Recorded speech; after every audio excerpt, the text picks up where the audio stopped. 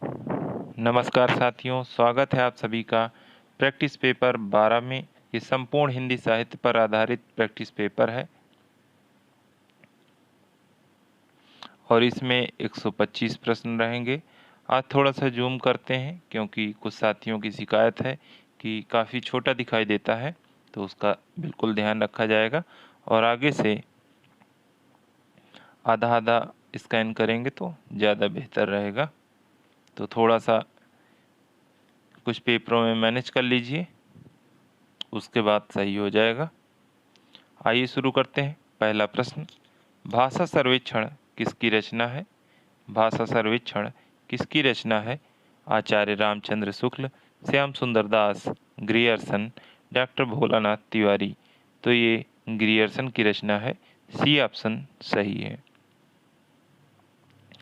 बभूव धातु रूप किस लकार का है? बभूव धातु रूप किस लकार का है? ये लिट लकार का है। सी ऑप्शन सही है। संस्कृत पर परेशान नहीं होना है। अभी लगभग 300 से 500 प्रश्न कराए जाएंगे। आपके सारे प्रश्न वहीं से मिल जाएंगे और आपको तरीका बताया जाएगा। तो ये लिट, लिंग, लिंग, लंग, लुंग जो भी है, इनके लिए परेशान नहीं होना है। उपसर्ग से संबंधित सूत्र है। उपसर्ग से संबंधित सूत्र है प्रादेय, परश्च, शक्तिश्च। इनमें से कोई नहीं। तो प्रादेय उपसर्ग पहले लगता है, प्रादेय इसका संबंधित सूत्र है। ए ऑप्शन सही है। जगन्नाथ में कौन सी संधि है? चौथा प्रश्न है, जगन्नाथ में कौन सी संधि है? जगत, धन, नाथ व्यंजन संधि है। संधि से संबंधित आपको 200 लगभग प्रश्न कराए गए हैं। एक बार पढ़ेंगे तो सारे कन्फ्यूजन दूर हो जाएंगे। पांचवा प्रश्न है, सूची 1 का मिलान सूची 2 से कीजिए और दिए गए कूटों में से सही कूट का चयन कीजिए।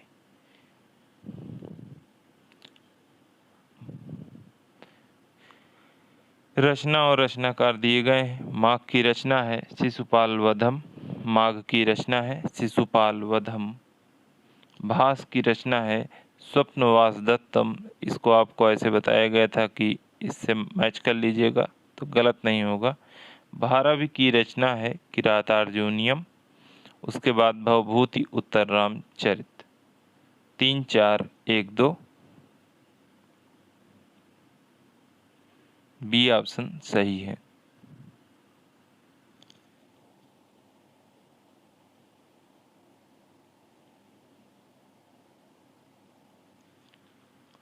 छठा प्रश्न है, यशोदा में प्रयुक्त संधि का नाम क्या है? यशोदा में प्रयुक्त संधि का नाम क्या है? यशः धन दा यशोदा है, विसर्ग संधि होती है। सी ऑप्शन सही है। जितेंद्रिय में कौन सा समास है? जितेंद्रिय में जिसने अपनी इंद्रियों को जीत लिया हो, बहुव्रीहि समास है। इनमें से द्वंद्व समास का उदाहरण है। द्वंद्व समास का उदाहरण है रुपया और पैसा। जब ऐसा डैश हो और लगता हो तो वहाँ पर द्वंद्व समास होता है। नेत्र से हीन तत्पुरुष समास। पीताम्बर पीला है जिसका वस्त्र अर्थात श्री कृष्ण, यहाँ पर बहुव्रीहि समास। 4 राहों का समाहार समूह द्विगु समास। अगला प्रश्न है, अव्ययी भाव समास का एक उदाहरण यथाशक्ति का सही विग्रह क्या होगा? अव्ययी भाव समास का एक उदाहरण यथाशक्ति का सही विग्रह क्या होगा? जैसी शक्ति, जितनी शक्ति, शक्ति के अनुसार, यथा जो शक्ति। तो सही ऑप्शन है शक्ति के अनुसार। सी ऑप्शन सही है। मुख दर्शन में कौन सा समास है? मुख दर्शन, मुख का दर्शन, मुख के दर्शन तत्पुरुष समास है। वीणा पाड़ी में कौन सा समास है? वीणा है जिसके पाड़ी में अर्थात सरस्वती, और यहाँ पर बहुव्रीहि समास हो जाएगा। डी ऑप्शन सही है। कौन सा वाक्य सही है? बैल और बकरी घास चरती है। बैल और बकरी घास चरते हैं, यही ऑप्शन सही है। बैल और बकरी घास चरते हैं। बैल और बकरी घास चरता है, बैल और बकरी घास चरता है तो नहीं है, बी ऑप्शन सही है। 13वां प्रश्न है, निम्न में से कौन सा वाक्य शुद्ध है? निम्न में से कौन सा वाक्य शुद्ध है? मैं आपकी सौजन्यता पर मुग्ध हूँ, मैं आपके सौजन्य पर मुग्ध हूँ, मैं आपकी सुजन्य पर मुग्ध हूँ। इनमें से तीनों वाक्य अशुद्ध हैं, तो बी ऑप्शन यहाँ पर शुद्ध है पूरी तरह से।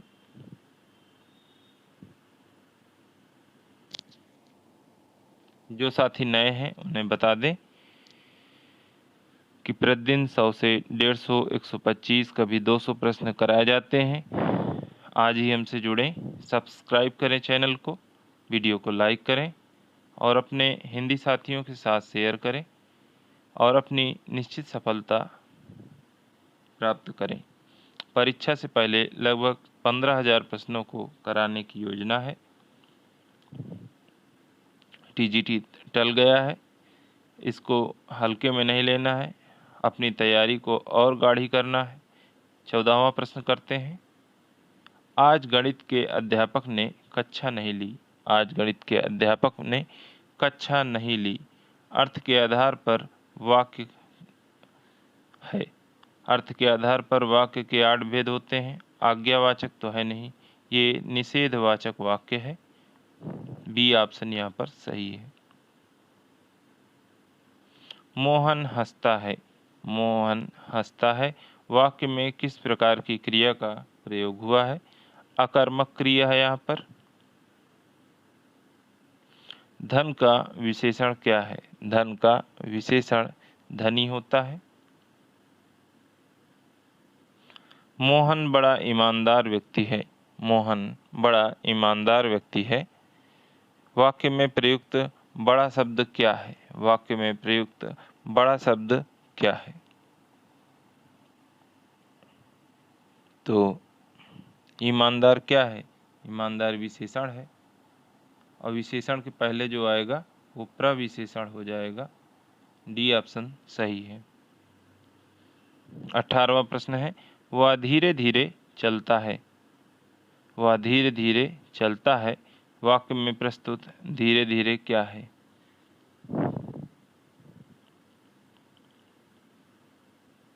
क्रिया, अव्यय, विशेषण, प्रविशेष। धीरे धीरे चलता है, धीरे धीरे चलती है, धीरे धीरे चलेंगे। वाक्य में और चीज़ें बदल जाएंगी लेकिन ये नहीं बदलेगा। क्यों? क्योंकि ये अव्यय है, अव्यय जिसका व्यय न हो। कौन सा शब्द क्रिया विशेषण है? कौन सा शब्द क्रिया विशेषण है? जो क्रिया की विशेषता बताए उसे क्रिया विशेषण कहते हैं। तेज। इनमें से तात्कालिक वर्तमान का उदाहरण कौन सा है? तात्कालिक वर्तमान का तात्कालिक वर्तमान का मतलब है जो इस समय चल रहा है। जैसे वह जा रहा है, वह जाता है, वह जा चुका है, वह जाता होगा। ये सभी अन्य उदाहरण हैं, परंतु तात्कालिक वर्तमान का यह उदाहरण है। छेपक शब्द के लिए वाक्यांश होगा। छेपक शब्द के लिए वाक्यांश होगा। छेपक क्या है? दूसरों को क्षमा करने वाला? नहीं। शत्रु पर घातक वार करने वाला? नहीं। किसी ग्रंथ में अन्य व्यक्ति द्वारा जोड़ा गया भाग, किसी व्यक्ति द्वारा छोड़े गए शेष कार्य को पूरा करने वाला? नहीं। सी ऑप्शन सही है। अन्य व्यक्ति द्वारा जैसे कुछ जोड़ा गया तो उसे छेपक कहते हैं। अभिज्ञ शब्द का अर्थ है। अभिज्ञ शब्द का सही अर्थ क्या है? न जानने वाला, जानने वाला, कम जानने वाला, इनमें से कोई नहीं। तो अभिज्ञ का अर्थ है जानने वाला। 23वां प्रश्न है, कागजी घोड़े दौड़ाना। कागजी घोड़ा दौड़ाना मुहावरे का अर्थ क्या होगा? नकली घोड़े दौड़ाना, बहुत परिश्रम करना, व्यर्थ की लिखा पढ़ी करना, जांच पड़ताल करना। व्यर्थ की लिखा पढ़ी करना मतलब कागजी घोड़े दौड़ाना। 24वां प्रश्न है, आबनूस का कुंदा का अर्थ क्या है? आबनूस का कुंदा का अर्थ क्या है? विकृत स्वभाव वाला, मन का अत्यधिक काला,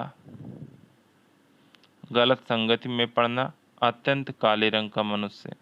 अत्यंत काले रंग के मनुष्य को आबनूस का कुंदा कहा जाता है। व्यंग्य में लोग कह देते हैं और बाकी कहा नहीं जाता है। 25वां प्रश्न है, सूची 1 का मिलान सूची 2 से कीजिए और दिए गए कूटों में से सही कूट का चयन कीजिए। दिए गए कूटों में से सही कूट का चयन कीजिए। जलज, बादल, जलद, कमल, जलधि, समुद्र। तो जलधि तो समुद्र है, जलज यानी जल में जन्म लेने वाला कमल है, जलद यानी बादल। तो यहाँ पर 2, 1, 3 बी ऑप्शन सही है। द्विज शब्द का अर्थ क्या है? द्विज शब्द का अर्थ क्या है? ब्राह्मण, दांत, पक्षी, इनमें से सभी। तो इनमें से सभी अर्थ द्विज के हैं। स्थावर का विलोम शब्द क्या है? स्थावर का विलोम शब्द जंगम है। प्राचीन का विलोम क्या है? प्राचीन का विलोम अर्वाचीन होता है। हिंदी शब्दकोश में छा का क्रम किस वर्ण के बाद आता है? छा का क्रम किस वर्ण के बाद आता है? तो ये का के बाद आता है, इसका ध्यान रखें। अगर आपको कन्फ्यूजन हो तो पहले तो हिंदी है आपका विषय तो आपको पता होगा। का और सा के मिलने से छा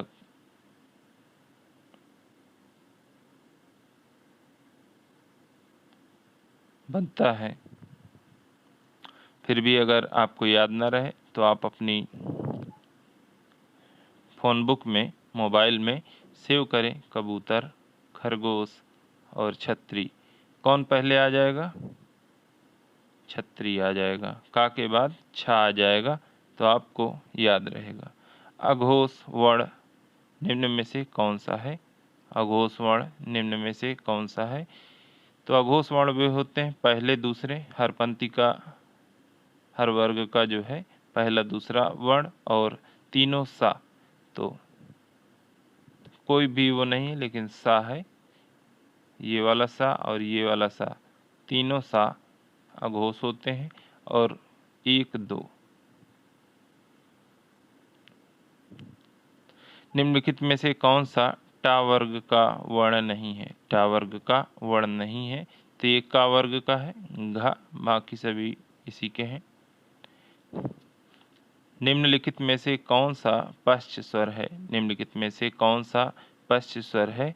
अग्रे, अग्री, अम, आप। आपको याद होगा अग्रे, अग्री, अम, आप, ये सब आगे से जीभ के अग्र सिरे से, और छोटी बड़ी वो भी आगे से। अम ये छोटा आ मध्य से, आप ये पश्च से। तो पश्च स्वर पूछा गया है। अग्रे, अग्री, अम, आप याद रखें, लिख लें।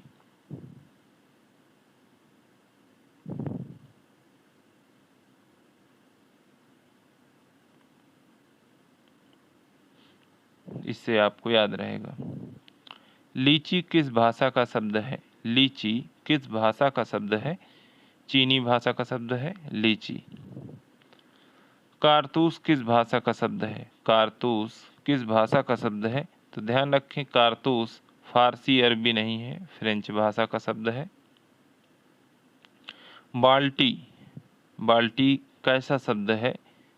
पुर्तगाली भाषा का शब्द है बाल्टी।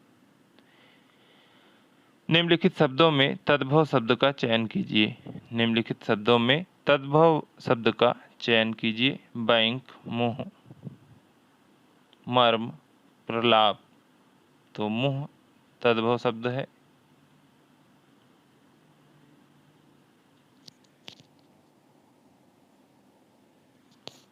37वां प्रश्न है, स्फूर्ति शब्द का तद्भव क्या होगा? स्फूर्ति शब्द का तद्भव बताना है, तो स्फूर्ति का तद्भव फुर्ती होता है। सी ऑप्शन सही है।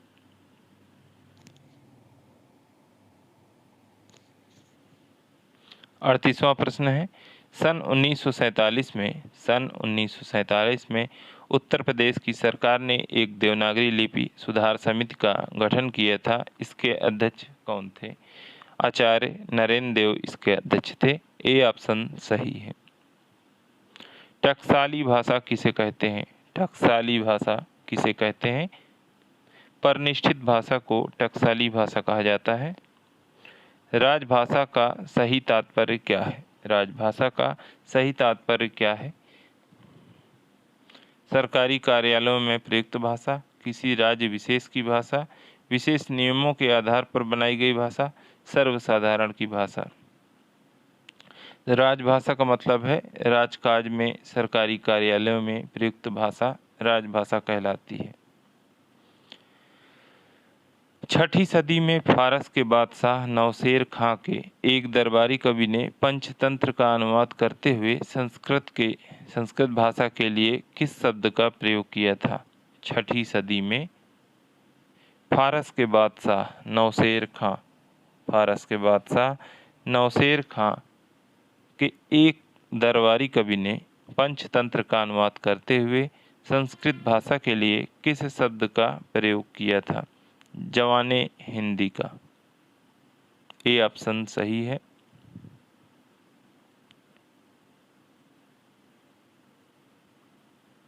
42वां प्रश्न है, बनारसवासी भारतेंदु हरिश्चंद्र ने किसे परदेसी भाषा का नाम दिया था? बनारसवासी भारतेंदु हरिश्चंद्र ने किसे परदेसी भाषा का नाम दिया था? खड़ी बोली, अंग्रेजी, संस्कृत, उर्दू। तो खड़ी बोली को भारतेंदु ने परदेसी भाषा का नाम दिया था। 43वां प्रश्न है, भाषा के अर्थ में पाली शब्द का सर्वप्रथम प्रयोग किसने किया था? भाषा के अर्थ में पाली शब्द का सर्वप्रथम प्रयोग किसने किया था? तो बुद्धघोष ने किया था। सी ऑप्शन सही है। भाषा के अर्थ में अपभ्रंश का सर्वप्रथम प्रयोग मिलता है। भाषा के अर्थ में अपभ्रंश का सर्वप्रथम प्रयोग मिलता है 6ठी शताब्दी में, 7वीं के उत्तरार्ध में, 8वीं शताब्दी के पूर्वार्ध में, उपरोक्त में से कोई नहीं। ये ऑप्शन सही है। भाषा के अर्थ में अपभ्रंश का सर्वप्रथम प्रयोग मिलता है 6ठी शताब्दी में। राजा भोज का सपना किस भाषा में लिखा गया है? राजा भोज का सपना राजा शिव प्रसाद सितारे हिंद की रचना है और ये खड़ी बोली में लिखा गया था। ध्वनि के अनुरूप संकेतों की दृष्टि से सर्वश्रेष्ठ लिपि है।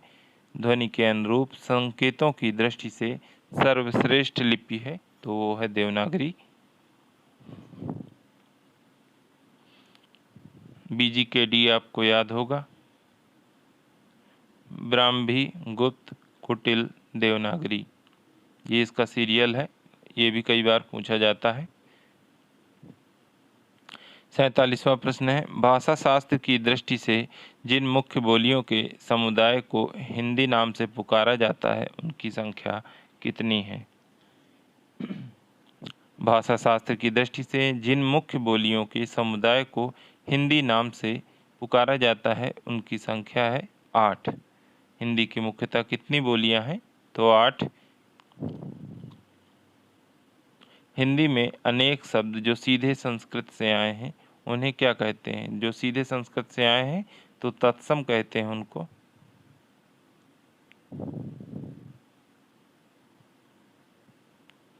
जो बदलाव हो गया तो उन्हें तद्भव कहते हैं। 49वां प्रश्न है, वर्धा की राष्ट्रभाषा प्रचार समिति की ओर से देवनागरी लिपि का वर्धा की राष्ट्रभाषा प्रचार समिति की ओर से देवनागरी लिपि सुधार का प्रयत्न किया गया था। इस सुधार को महात्मा गांधी का आशीर्वाद प्राप्त था। यह सुधार किस नाम से प्रसिद्ध है? यह सुधार किस नाम से प्रसिद्ध है? स्वरखड़ी, शिरोरेखा, अनुस्वार, विराम चिन्ह। तो ये सुधार स्वरखड़ी के नाम से प्रसिद्ध है। हिंदी शब्द के वास्तविक सूत्रधार थे। हिंदी शब्द के वास्तविक सूत्रधार कौन थे? फारस के मुसलमान थे। जिस हिंदी पर हम लोग गर्व करते हैं और जिसे हम अपनी सब कुछ बताते हैं है भी, तो उसके वास्तविक सूत्रधार फारस के मुसलमान थे। अमीर खुसरो के लेखक हैं। अमीर खुसरो के लेखक हैं Elliot Hobson Jobson. Elliot Hobson Jobson. किसने हिंदुस्तानी को मुगलों की भाषा कहा है?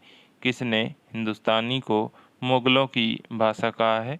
तो ऑक्सफोर्ड डिक्शनरी ने ये माना है हिंदुस्तानी मुगलों की भाषा है। उर्दू साहित्य के जन्मदाता हैं। उर्दू साहित्य के जन्मदाता वली साहब है। बैसवाड़ी किस बोली का दूसरा नाम है? बैसवाड़ी किस बोली का दूसरा नाम है? तो अवधी का दूसरा नाम है बैसवाड़ी। बी ऑप्शन यहाँ पर सही है। निम्नलिखित में से कौन इतिहास लेखक नहीं है? निम्नलिखित में से कौन इतिहास लेखक नहीं है? इन तीनों के इतिहास ग्रंथ मिलते हैं, परंतु जगन्नाथ दास रत्नाकर ने कोई इतिहास ग्रंथ नहीं लिखा है। 35 से 40 इतिहास ग्रंथ हैं। जो इतिहास ग्रंथ का पहला पेपर करवाया गया था आदिकाल वाले सेक्शन में, तो वहाँ पर साहित्य इतिहास लेखन पर आधारित 120 प्रश्न थे। अगर आप उसे पढ़ते हैं तो एक भी प्रश्न साहित्य इतिहास लेखन पर उससे बाहर नहीं आएगा। उसमें सारे जितने इम्पॉर्टेंट हैं लगभग 35 से 40 वो सब कवर किए गए हैं। 56वां प्रश्न है, डॉक्टर राम कुमार वर्मा के इतिहास ग्रंथ का सही नाम है? डॉक्टर राम कुमार वर्मा के इतिहास ग्रंथ का सही नाम क्या है? तो हिंदी साहित्य का आलोचनात्मक इतिहास 1938 में आया था और यही राम कुमार वर्मा के इतिहास ग्रंथ का सही नाम है। ये सभी वहाँ पढ़ाए जा चुके हैं, बार बार उस पर चर्चा नहीं की जाएगी। काल विभाजन का सर्वप्रथम प्रयास किसने किया था? तो आपको काजा मिश्र बताया गया था। काजा मिश्र, कालक्रमानुसार जॉर्ज ग्रियर्सन और मिश्र बंधु।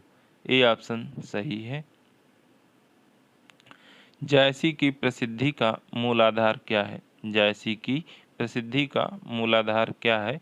पद्मावत है। जायसी की प्रसिद्धि का मूलाधार क्या है? पद्मावत। पद्मावत में वर्णित रत्नसेन, पद्मावती, रत्नसेन, पद्मावती, तोता और नागमती के निम्नलिखित रूपकों का सही क्रम क्या होगा? रूपकों का सही क्रम पूछा गया है। तन चितौर मन राजा कीन्हा। तो राजा जो है क्या है? मन है। पद्मावती क्या है? तोता क्या है? गुरु है। जरूरी नहीं है कि सब आपको याद हो या ध्यान हो, पता ही हो। तोता क्या है? गुरु है। गुरु यहाँ पर आ गया, पद्मावती बीच में आ गई। ए ऑप्शन सही है। पद्मावती बुद्धि का प्रतीक है और नागमती सांसारिक आकर्षण है। ए ऑप्शन सही है। हर प्रश्न पूरी तरह से पता ही नहीं होता है, थोड़ा सा इधर उधर दिमाग चलाएंगे तो बिल्कुल सही होगा, क्योंकि उत्तर इन्हीं में दिया हुआ है, इन्हीं में हमको सही करना है। 5वां विकल्प हमें नहीं बनाना है। 60वां प्रश्न है, सूफी प्रेम काव्यों में कौन सी विशेषता नहीं मिलती है? सूफी प्रेम काव्यों में कौन सी विशेषता नहीं मिलती है? कथानक रूढ़ियों का प्रयोग, ज्ञान प्रदर्शन की भावना, इस्लाम धर्म का प्रचार करने की प्रवृत्ति, प्रतीक योजना।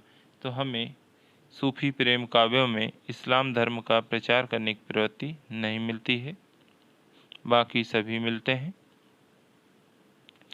पद्मावत में सिंघल द्वीप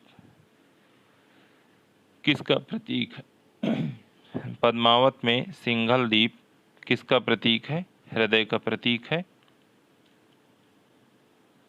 और शरीर क्या है? तन चित्ताउड़ है।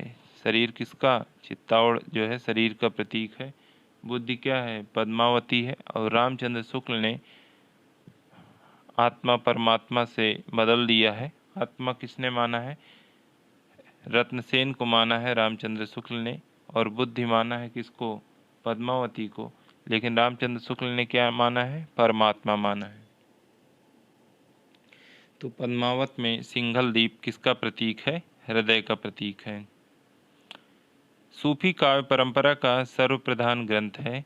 सूफी काव्य परंपरा का सर्वप्रधान ग्रंथ कौन सा है? पद्मावत है। 63वां प्रश्न है, सूफी मत में वर्णित साधक की 4 अवस्थाओं शरीयत, तरीकत, मारिफत, हकीकत की भारतीय भक्ति मार्ग के साथ सही क्रम में संगति क्या होगी? सूफी मत में वर्णित साधक की 4 अवस्थाओं शरीयत, तरीकत, मारिफत, हकीकत की भारतीय भक्ति मार्ग के साथ सही क्रम में संगत क्या होगी? तो सतमाह आपको बताया गया था, आज आउसिस बताया जाता है। आउसिस ऐसे याद रखें, सीधे मैच करने के लिए पूछा जाएगा, गलत ना हो।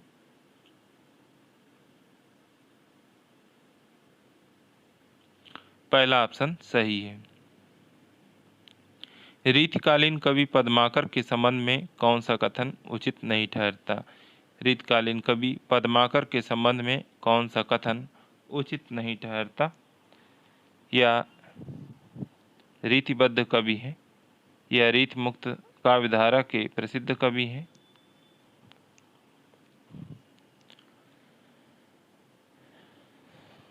यदि रीतिबद्ध हैं तो रीति मुक्त कैसे हो जाएंगे? तो ये ऑप्शन गलत है। यह वीर रस के भी कवि हैं।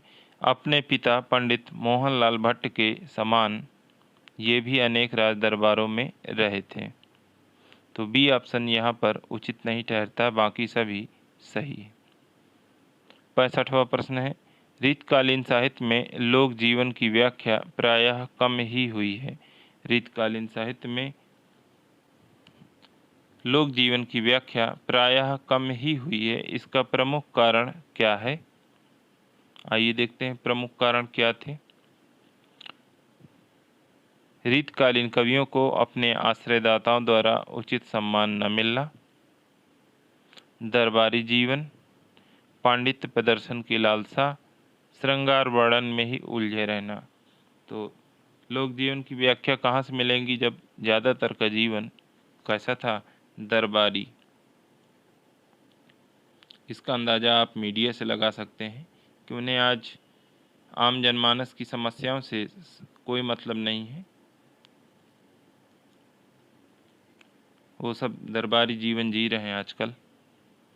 66वां प्रश्न है, रीतकाल में लगभग 350 प्रबंध काव्य रचे गए थे। रीतकाल में लगभग 350 प्रबंध काव्य रचे गए थे। इतने दिन हो गए आयोग बने हुए, परीक्षा आए दिन टल रही है, कभी किसी न्यूज में आपने देखा? यही है दरबारी जीवन।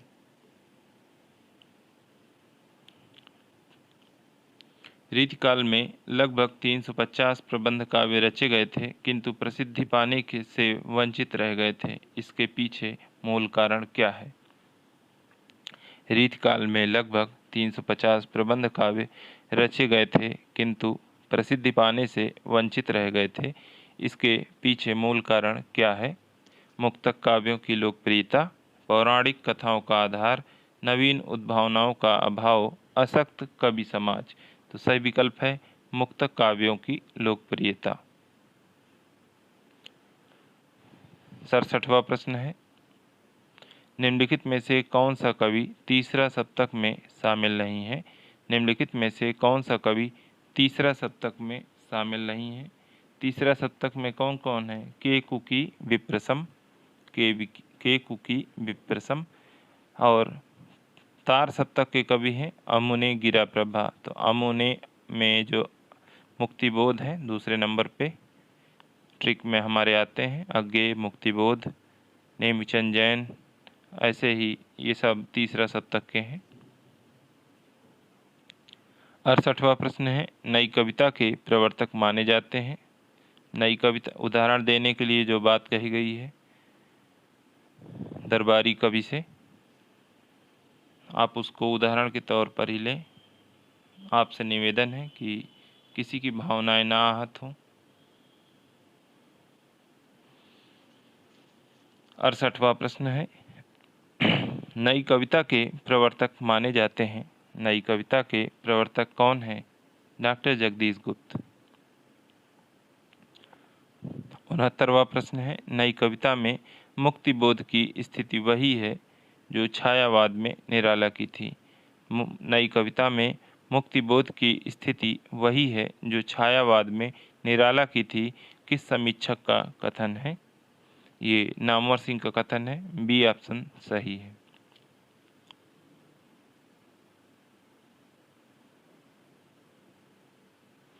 निम्नलिखित में से वह कौन सा व्यक्ति है जो कवि बनना चाहता था किंतु बन गया एक सुप्रसिद्ध आलोचक? काफ़ी धुंधला है, तो प्रिंटिंग ही इसकी गड़बड़ थी। निम्नलिखित में से वह कौन सा व्यक्ति है जो कवि बनना चाहता था पर बन गया एक प्रसिद्ध आलोचक? वह है रामचंद्र शुक्ल। सी ऑप्शन सही है। हिंदी में नवगीत के प्रवर्तक हैं। हिंदी में नवगीत के प्रवर्तक कौन हैं? शंभुनाथ सिंह, माहेश्वर तिवारी, नईम, वीरेंद्र मिश्र। तो शंभुनाथ सिंह नवगीत के प्रवर्तक हैं। 72वां प्रश्न है, निम्नलिखित में से किस कहानी को नई कहानी की पूर्व पीठिका कहा जाता है? नई कहानी की पूर्व पीठिका परिंदे को कहा जाता है। निर्मल वर्मा की कहानी है। डी ऑप्शन सही है। प्रपद्यवाद किस वाद का दूसरा नाम है? प्रपद्यवाद किस वाद का दूसरा नाम है? अगला पेपर होगा जो इसी पर होगा। तो प्रपद्यवाद किस वाद का दूसरा नाम है? नकेनवाद का दूसरा नाम है। बिहार के 3 थे, नरेश कुमार, नलिन विलोचन शर्मा और केसरी कुमार। इन्होंने अपने नाम के पहले अक्षर को निकालकर नकेनवाद उर्फ प्रपद्यवाद एक ही नाम है। तो ये तीनों बिहार के हैं। ध्यान रहे यहाँ पर नरेश मेहता नहीं है, नरेश मेहता मध्य प्रदेश के हैं। ये तीनों बिहार के थे। मोहन राकेश के किस नाटक में कालिदास की प्रणय कथा का वर्णन हुआ है? नाटक पूछा गया है। आषाढ़ का एक दिन सभी ने पढ़ा होगा।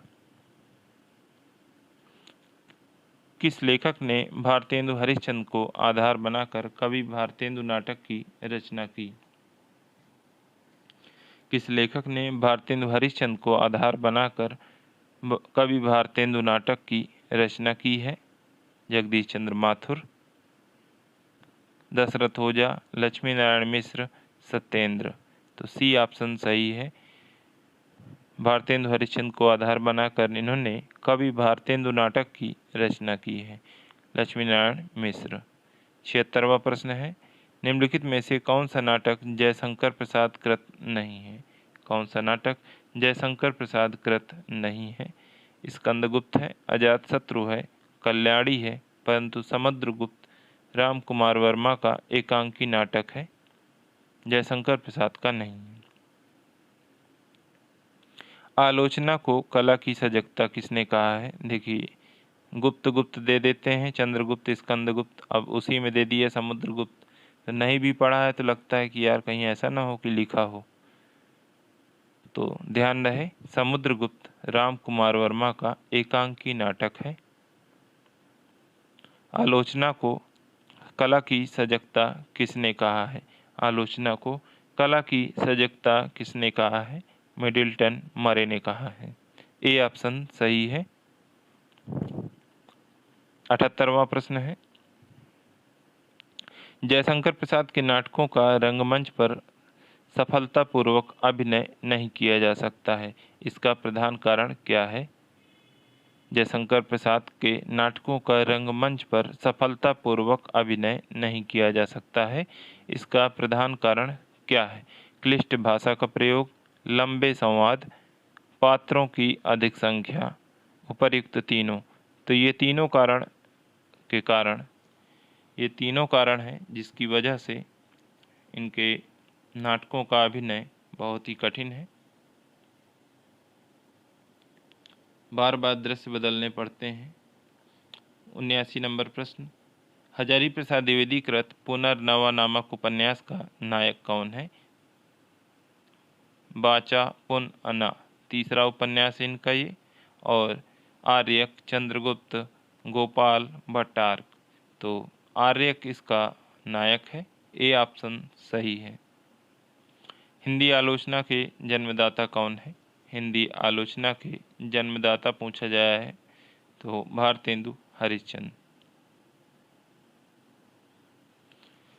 80 प्रश्न हो गए साथियों। 81वां नंबर है।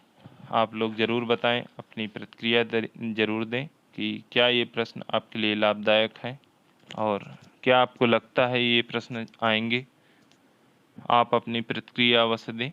सभी साथी देखने के बाद, पढ़ने के बाद 10 सेकंड निकाल कर एक कमेंट जरूर करें। 81, सर्वप्रथम किस आलोचक ने देव की हिंदी की सर्वप्रथम किस आलोचक ने देव को हिंदी का सबसे बड़ा कवि घोषित करके देव बड़े की बिहारी लाल विवाद को जन्म दे दिया था? तो वो और कोई नहीं, मिश्र बंधु थे। शुक्लोत्तर युग का कौन सा लेखक सर्वश्रेष्ठ निबंधकार माना जाता है? शुक्लोत्तर युग का कौन सा लेखक सर्वश्रेष्ठ निबंधकार माना जाता है? नंदुलारे वाजपेयी, हजारी प्रसाद द्विवेदी, जैनेन्द्र, यशपाल। तो हजारी प्रसाद द्विवेदी को सर्वश्रेष्ठ निबंधकार माना जाता है। बी ऑप्शन सही है। 83 है, जयशंकर प्रसाद द्वारा रचित किस नाटक का आधार कलहणकृत राजतरंगड़ी है? जयशंकर प्रसाद द्वारा रचित किस नाटक का आधार कलहणकृत राजतरंगड़ी है? स्कंदगुप्त, कामना, विशाख, ध्रुवस्वामिनी। तो सही ऑप्शन है विशाख। जयशंकर प्रसाद की सर्वाधिक प्रौढ़ नाट्यकृति है?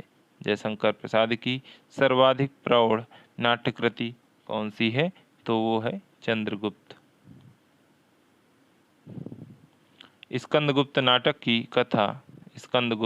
की कथा कुल कितने अंकों में विभाजित है? तो 3, 4, 5, 6। तो 3 नहीं है, 5 है। सी ऑप्शन सही है।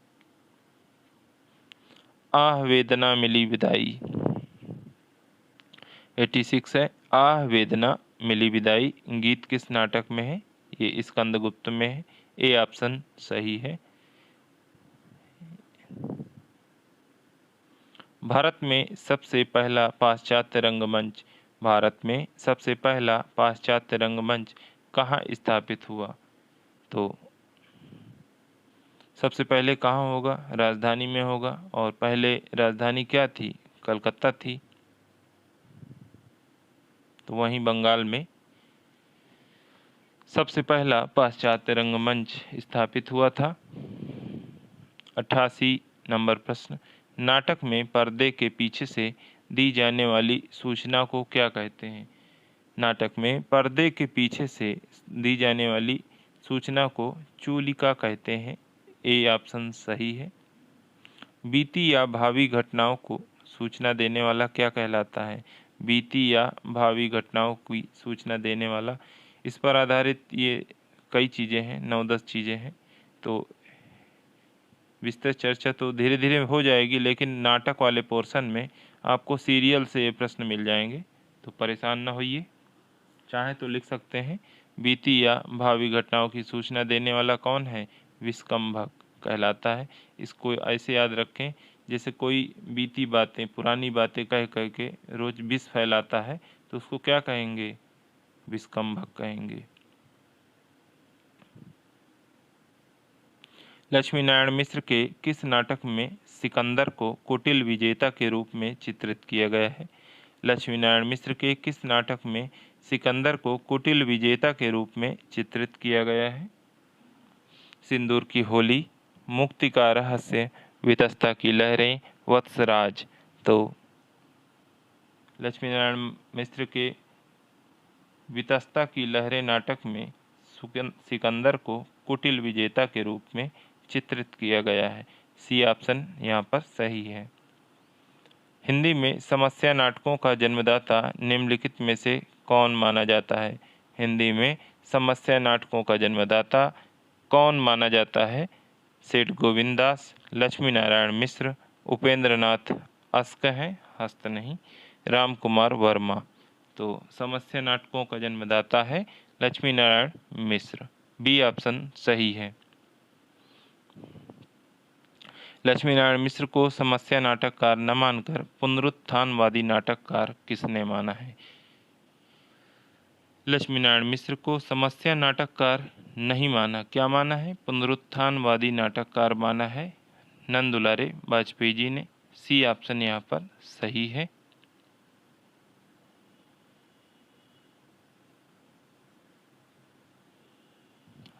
(93) नंबर प्रश्न है, मध्य वर्ग की पारिवारिक समस्या को दर्शाने वाला मोहन राकेश का नाटक है। मध्य वर्ग की पारिवारिक समस्या को दर्शाने वाला मोहन राकेश का नाटक कौन सा है? लहरों के राजहंस, आधे अधूरे, आषाढ़ का एक दिन, ये सभी। तो आधे अधूरे में मध्य वर्ग की पारिवारिक समस्या को दर्शाया गया है। बी ऑप्शन सही है।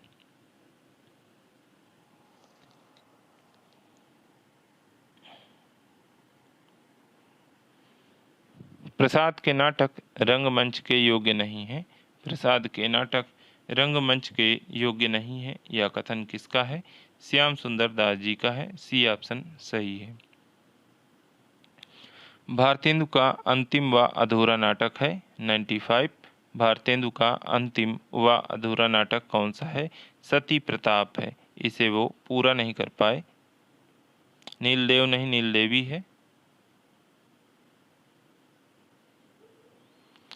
96। किस आरंभिक नाटक में शास्त्रीय नियमों के अनुसार नांदी पाठ, विस्कंभक, भरतवाक्य आदि का प्रयोग मिलता है? किस आरंभिक नाटक में शास्त्रीय नियमों के अनुसार नांदी पाठ, नंदी पाठ होगा, विस्कंभक, भरतवाक्य आदि का प्रयोग मिलता है?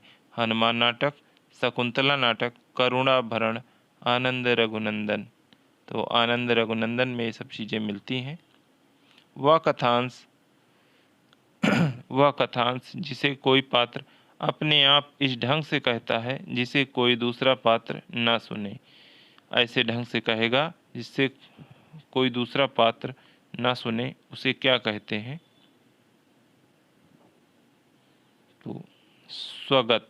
खुद ही सुनेगा, खुद ही कहेगा, स्वगत। सब लोग सुन लेंगे, सर्वश्राव्य। निश्चित लोग सुनेंगे, नियत श्राव्य। तो सी ऑप्शन यहाँ पर सही है।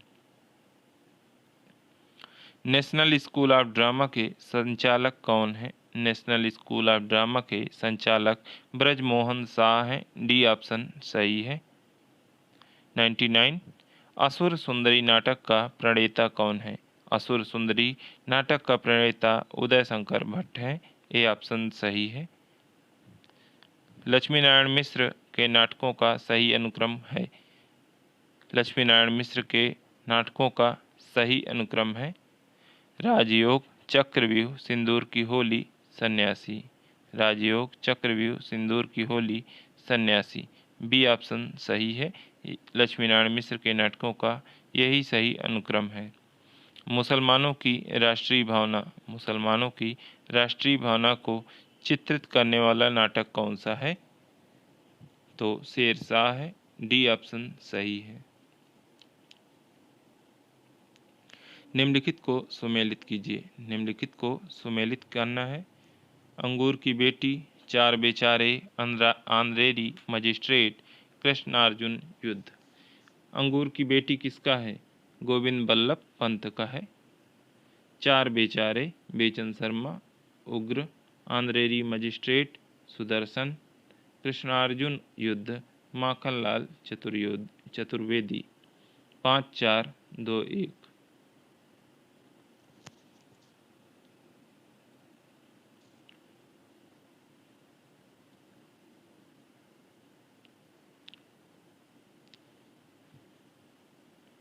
103 पर आ गए हैं। उपेंद्र नाथ अस्क की सर्वाधिक प्रौढ़ नाट्य कृति कौन सी है?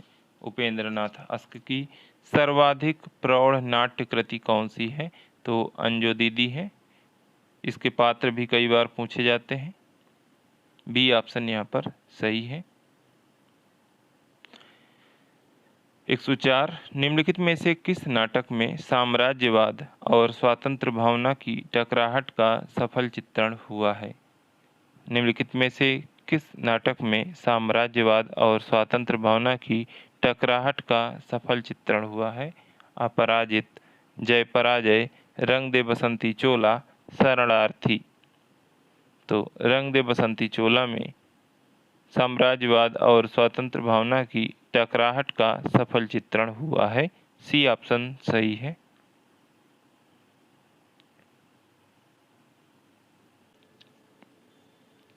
एक 105वां प्रश्न है। निम्नलिखित में से कौन सा सुमेलित नहीं है? कौन सा सुमेलित नहीं है? चंद्रगुप्त विद्यालंकार, अशोक, हरिकृष्ण प्रेमी प्रतिशोध, प्रेमचंद्र चंद्रगुप्त, चतुरसेन शास्त्री उत्सर्ग। तो ये तीनों नाटक इन्हीं के हैं, परंतु चंद्रगुप्त जयशंकर प्रसाद का है। सी ऑप्शन सुमेलित नहीं है, बाकी सभी सही है। अंधा युग की विधा क्या है? अंधा युग की विधा क्या है? काव्य नाटक, एकांकी, खंड काव्य, कथा काव्य। तो इसकी विधा है काव्य नाटक। ए ऑप्शन सही है। सुमित्रानंदन पंत की नाट्य रचना पहचानिए। सुमित्रानंदन पंत की नाट्य रचना कौन सी है? ज्योत्सना है।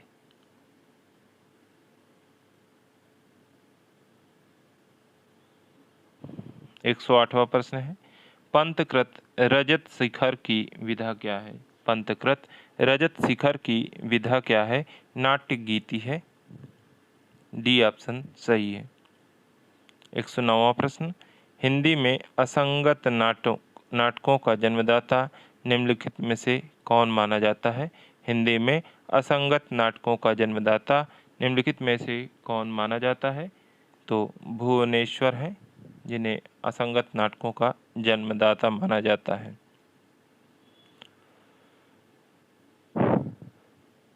भामा के काव्यालंकार ग्रंथ भामा विवरण नामक भामा के काव्यालंकार ग्रंथ पर भामा विवरण नामक टीका किसने लिखी? भामा विवरण नामक टीका किसने लिखी? आचार्य उद्भट ने लिखी है। सी ऑप्शन सही है। 111वां प्रश्न है। भरत मुनि के नाट्य शास्त्र को नाट्य वेद की संज्ञा किसने दी है? नाट्य वेद की संज्ञा किसने दी है? तो अभिनव गुप्त ने दी है। यदि पूछ लिया जाए पंचम वेद की संज्ञा किसने दी है, तो स्वयं भरत मुनि ने ही दी है। आचार्य दंडी का ग्रंथ कौन सा है? आचार्य दंडी का ग्रंथ कौन सा है? तो वो काव्यादर्श है। ए ऑप्शन सही है। काव्यालंकार रुद्रट का है। साहित्य दर्पण आचार्य विश्वनाथ का है। काव्यालंकार सूत्र वामन का है। आचार्य मम्मट का स्थिति काल है। आचार्य मम्मट का स्थिति काल है 11वीं सदी। बी ऑप्शन सही है। समय पूछा जाता है, सभी का क्रम से लिखकर याद कर लें, नहीं तो किसी दिन हम आपको भेज देंगे। 114 नंबर प्रश्न है। इनमें से कौन आचार्य बादशाह शाहजहां के आश्रित कवि थे? इनमें से कौन से आचार्य बादशाह शाहजहां के आश्रित कवि थे? आचार्य वामन, आचार्य जगन्नाथ, भामा, कुंतक। तो जगन्नाथ शाहजहां के आश्रित कवि थे। भरत मुनि ने काव्य दोषों की संख्या कितनी मानी है? भरत मुनि ने काव्य दोषों की संख्या कितनी मानी है? 10 मानी है, 10 दोष और 10 गुण माने हैं। हिंदी रीति परंपरा के प्रथम कवि हैं। हिंदी रीति परंपरा के प्रथम कवि हैं कृपाराम, जिन्होंने हितरंगड़ी लिखी थी। ये रामचंद्र शुक्ल ने माना है और केशवदास को अन्य सभी ने माना है। काव्यशास्त्र के लिए साहित्य शब्द का प्रयोग सर्वप्रथम किसने किया?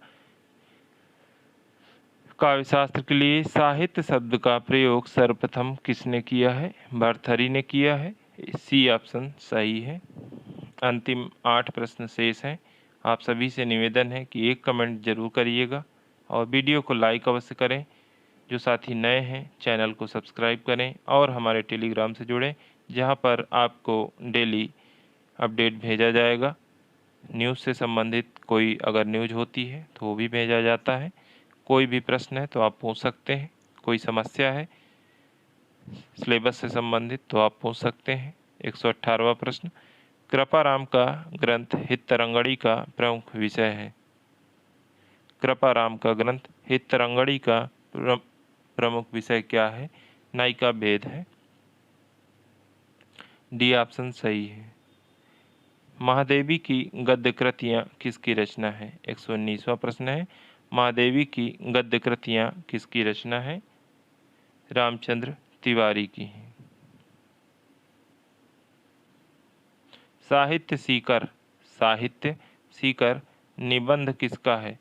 साहित्य सीकर निबंध महावीर प्रसाद द्विवेदी का है। बी ऑप्शन यहाँ पर सही है।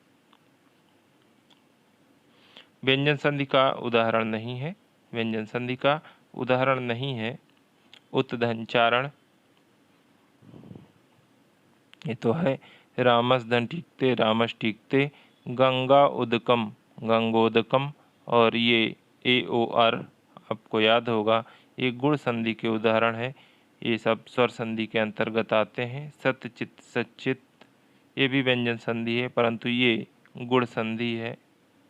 संधि पर आधारित 170 प्रश्न आपको कराए गए हैं, वहाँ पढ़ेंगे तो संधि का प्रश्न आपका गलत नहीं होगा।